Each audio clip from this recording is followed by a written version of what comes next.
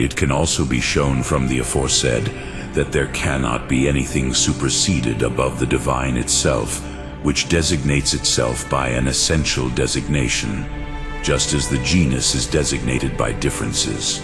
For it is impossible for anything to exist in an act, except in all existence by which it is designated to be substantial.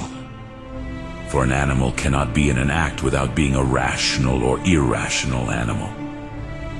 Hence also the Platonists, when they posited ideas, did not posit the per se existing ideas of genera, which are designated to be species by essential differences, but they posited ideas of solar species existing by themselves, which do not need essential differences for their designation.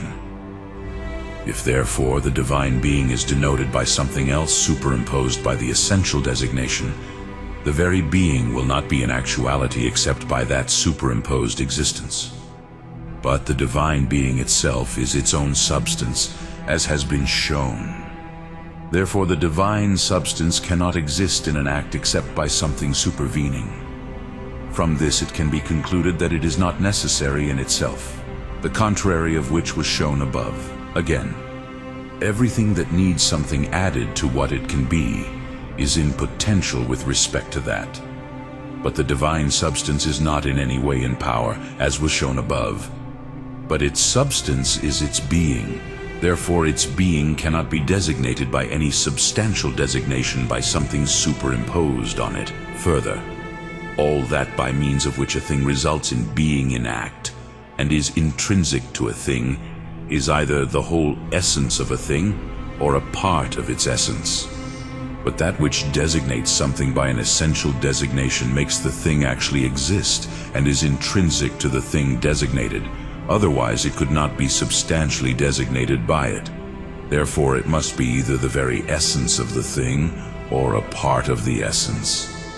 But if something is added to the divine being, this cannot be the whole essence of God, because it has already been shown that the being of God is not different from his essence. It is therefore left that it is a part of the divine essence, and so God will essentially be composed of parts, the contrary of which was shown above. Again, what is added to something to designate something by an essential design does not constitute its reason, but only its being in act. For what is rational added to an animal acquires being an animal in act, but does not constitute the reason of an animal insofar as it is an animal.